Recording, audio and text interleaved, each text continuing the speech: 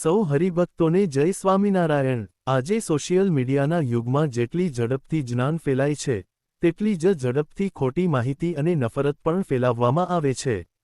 હાલમાં જ ઇન્સ્ટાગ્રામ પર સ્વામિનારાયણ સંપ્રદાયની બે મોટી સંસ્થાને એકબીજા પ્રત્યે નફરત ફેલાવવા માટે એક અજ્ઞાત એકાઉન્ટ દ્વારા સ્વામિનારાયણ સંપ્રદાયની ગરિમાને ઠેસ પહોંચાડવાનું એક હીન કૃત્ય કરવામાં આવ્યું છે।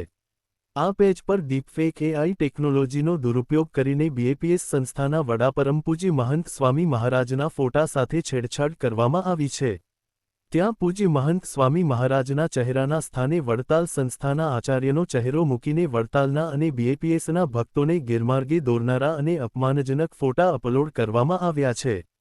એટલું જ નહીં, આ પેજ દ્વારા તદ્દન ખોટા સમાચાર ફેલાવવામાં આવ્યા છે કે બીએપીએસ સંસ્થા વડતાલ ગાદીમાં ભળી ગઈ છે।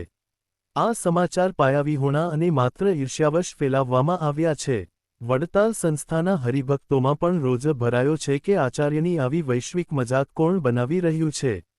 જે રીતે મોદી સાહેબના ફોટા સાથે રાહુલ ગાંધીના ફોટા રિપ્લેસ કરીને મજાક બનાવાય છે, તેવી રીતે આચાર્યની મજાક બનાવી રહ્યા છે। સનાતન ધર્મમાં અને આધ્યાત્મિક માર્ગમાં ગુરુનું સ્થાન સર્વોપરી હોય છે। મહંત સ્વામી મહારાજ જેવા બ્રહ્મસ્વરૂપ સંત, જેમણે પોતાનું સમગ્ર જીવન નિસ્વાર્થ ભાવે માનવસેવા અને ભક્તિમાં સમર્પિત કર્યું છે, તેમના વિશે આવા કુપ્રચાર કરવા તે ભયંકર પાપ છે। આવા કૃત્યો કરનારા લોકો ભલે અજ્ઞાત રહેવાનો પ્રયત્ન કરે, પણ ભગવાનના દરબારમાં આ આત્માના દ્રોહ સમાન છે। બીએપીએસ સંસ્થાએ ક્યારેક કોઈ સ્વામિનારાયણ સંપ્રદાયની સંસ્થા કે અન્ય સંતોની ટીકા કે વિરોધમાં બોલી નથી। બીએપીએસ સંસ્થા હંમેશા પોતાની લીટી જ લાંબી કરી છે, ક્યારેય કોઈ સંસ્થાની કે આચાર્યની લીટી ટૂંકી નથી કરી। જ્યારે ઘણી બધી સ્વામિનારાયણ સંપ્રદાયની સંસ્થાના અધૂરા જ્ઞાન ધરાવતા સંતો કે અજ્ઞાની ભક્તો બીએપીએસ વિશે જેમ તેમ બોલવા આવી જાય છે, એ મંદબુદ્ધિ લોકો કે સંતોને એ નહીં ખબર પડતી કે આપણે બીએપીએસ સંસ્થાના પગલે પગલે જ ચાલીએ છીએ। બીએપીએસ સંસ્થાએ જે રીતે ભગવાન સ્વામિનારાયણનો વિશ્વમાં પ્રચાર અને મહિમા વધાર્યો છે, તેવું કાર્ય કોઈએ નથી કર્યું। બાકી જેવા તેવા લોકો અને સંતો આવા ફેક ફોટા બનાવીને જ પોતાને મહાન બનાવી શકે। બાકી ભગવાન સ્વામિનારાયણની સારંગપુરમાં રોજા ઘોડા પર મૂર્તિ, ગડ્ડાની તો શું વાત કરીએ, જાણે સાક્ષાત માણકી ઘોડી પર અસવાર ભગવાન સ્વામિનારાયણની ધાતુની ઐતિહાસિક મૂર્તિ છે। દાદા ખાચરના દરબાર ગઢમાં પણ દાદા ખાચરની એક નાની એવી છબી નથી, જ્યારે ગઢડા બીએપીએસ મંદિરમાં દાદા ખાચરની 25 ફૂટ ઊંચી ભવ્ય ધાતુની પ્રતિમા છે। અને ગાંધીનગર, ભારતની ધડકન દિલ્હી અને અમેરિકાની છાતી સમા ન્યૂ જર્સી અક્ષરધામના મધ્યમાં ભગવાન સ્વામિનારાયણની ભવ્ય મૂર્તિ જુઓ, આંખો ફાટી જાય અને છાતીના પાટિયા બેસી જાય તેવી।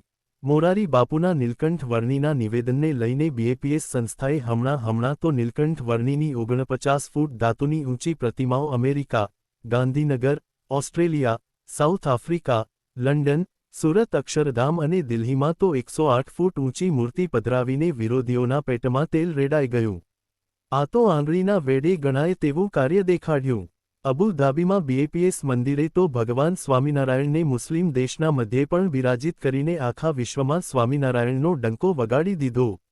એટલે હવે જેમણે બીએપીએસ પ્રત્યે વેર છે, તે એકવાર વિચાર કરે કે કઈ સંસ્થા ભગવાન સ્વામિનારાયણના સિદ્ધાંતો પર કાર્ય કરીને ચાલી રહી છે। હંમેશા સત્ય જ આગળ ચાલતું હોય છે। બાકી તમે એઆઈ અને ગૂગલને પૂછી શકો છો। બીએપીએસના એક સંતો ભગવાન સ્વામિનારાયણની આજના મુજબ જીવન જીવી રહ્યા છે। આજે ગુણાતીત સંત પરંપરાના પ્રગટ ગુરુહરિ મહંત સ્વામી મહારાજનું જીવન જોવો તમે। તેમના એક પણ પ્રવચનમાં ક્યારેય બીજા લોકોના અભાવ અવગુણની વાતો નહીં સાંભળી હોય। જ્યારે ઘણી બધી સંસ્થાના સંતો અને આચાર્યોને લોકો અભાવ અવગુણની વાતો કરનારા તરીકે જ ઓળખતા હોય છે। લોકો પણ કોમેન્ટમાં કહેતા હોય છે કે આને અભાવ અવગુણ સિવાય કંઈ આવડતું જ નથી।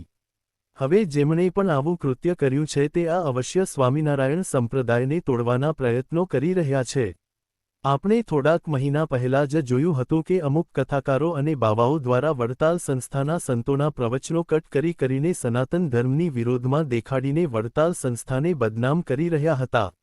આજ દરમિયાન અમારે અહીંયા શોખ નથી પાડવો, પણ ધુરંધરની જેમ આવીને વડતાલ સંસ્થાના સંતોનો પક્ષ રાખીને રામકથા કરનાર પ્રખ્યાત બાપુ જ્યોતિર્નાથ બાપુ, પહેલા જૂનાગઢના ફકીર બાવા અને તેમના ચેલાઓના કાંડ અને સનાતન ધર્મને અંદરથી કઈ રીતે આ લોકો તોડતા હતા તેમના કાર્યોને બહાર લાવીને તેમને છતાં કર્યા ત્યારે તેઓ હેઠા બેઠા હતા. એટલે અત્યારે પણ આવા લોકો સામી છાતીએ ઘા ના કરી શકે એટલે બાયલાઓ આવા કૃત્ય કરતા હોય છે. પણ આ લોકોને ખબર નથી કે વડતાલ સંસ્થાના આચાર્ય અને ટ્રસ્ટીઓ પણ સતર્ક થઈને આ કૃત્ય કરનારને ગોતી રહ્યા છે. કારણ કે વડતાલના આચાર્ય રાકેશ પ્રસાદ મહારાજના પણ ઘણા વિરોધીઓ છે. તેમને પણ વડતાલની ગાદી પર અમુક લોકો જોઈ નહીં શકતા. કાયદાની દ્રષ્ટિએ જોઈએ તો કોઈની ઓળખ ચોરી કરવી અને AI દ્વારા ફોટા સાથે છેડછાડ કરવી અને ધાર્મિક લાગણીઓ દુભાવવી એ સાયબર ક્રાઇમ અને બદનક્ષીનો ગંભીર ગુનો છે. BAPS સંસ્થાએ આ બાબતે અત્યંત ગંભીરતા દાખવીને સાયબર ક્રાઇમ વિભાગમાં FRI નોંધાવી દીધી છે. મહત્વની વાત એ છે કે વડતાલના આચાર્ય મહારાજ અને તેમની મીડિયા ટીમ પણ આ કાવતરાને ખુલ્લું પાડવા અને દોષિતો સામે કાયદાકીય કાર્યવાહી કરવા માટે સક્રિય થઈ છે. બંને સંસ્થાઓ આ ગંદા રાજકારણ સામે એક થઈ છે. ઇન્ફોર્મેશન ટેકનોલોજી એક્ટ 2000ની કલમ 66C આઇડેન્ટિટી થેફ્ટ, કલમ 66D, કલમ 67 કોઈ બીજા વ્યક્તિની ઓળખનો ખોટો ઉપયોગ કરવા બદલ 5 વર્ષ સુધીની જેલ અને 3 લાખ રૂપિયા સુધીનો દંડ થઈ શકે છે. કલમ 299 અને 302 ધાર્મિક લાગણી દુભાવવી, કલમ 356 બદનક્ષી, કલમ 196 વિવિધ જૂથો વચ્ચે દુશ્મનાવટ વધારવી જેવી કલમ લાગુ પડશે. આજે BAPS સ્વામિનારાયણ સંસ્થા વિશ્વની સૌથી મોટી અને પ્રતિષ્ઠિત NGOમાંની એક છે. તેની ભવ્યતાનો અંદાજ એ વાત પરથી લગાવી શકાય કે તેને યુનોમાં કાયમી પ્રતિનિધિત્વ મળેલું છે. અબુ ધાબીમાં ભવ્ય હિન્દુ મંદિરનું નિર્માણ હોય કે દિલ્હી, ગાંધીનગર અને અમેરિકાના રોબિન્સવિલેમાં અક્ષરધામ જેવા વિરાટ સાંસ્કૃતિક કેન્દ્રો, BAPS એ ભારતની સંસ્કૃતિને વિશ્વના ખૂણે ખૂણે પહોંચાડી છે. આજે પરિસ્થિતિ એવી છે કે BAPS સંસ્થાના ઉત્સવોની વ્યવસ્થા, અન્નકૂટની ભવ્યતા અને તેમના જેવી જ શૈલીના મંદિરો અને મૂર્તિઓ બનાવવા માટે અન્ય ઘણી સંસ્થાઓ તેમની કોપી કરી રહી છે. પૂજ્ય યોગીજી મહારાજે શરૂ કરેલી બાલ સભા, યુવા સભા અને રવિ સભાની સફળતા આજે આખા સંપ્રદાય માટે મોડેલ બની ગઈ છે. પ્રમુખ સ્વામી મહારાજે આપેલી ઘર સભાનો નિયમ આજે સ્વામિનારાયણ સંપ્રદાયની દરેક સંસ્થાએ અપનાવવો પડ્યો છે, કારણ કે તે પરિવારને જોડી રાખવાનું શ્રેષ્ઠ માધ્યમ સાબિત થયું છે.